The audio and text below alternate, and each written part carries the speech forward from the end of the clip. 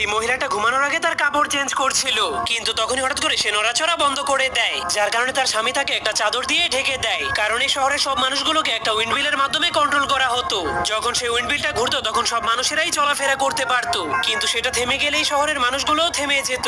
কিন্তু সব থেকে আজব বিষয় হলো, যদি উইন্ডমিলের গতি বেড়ে যেত তাহলে সব মানুষগুলো পাগলের মতো স্পিডে কাজ করতে শুরু করে দিত।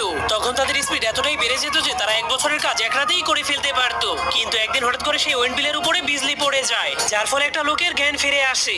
এজন্য সেই লোকটা সেই উইন্ডমিলের কন্ট্রোলের বাইরে চলে যায়, কিন্তু বাকি সব মানুষগুলো এখনো সেই উইন্ডমিলের কন্ট্রোলেই ছিল।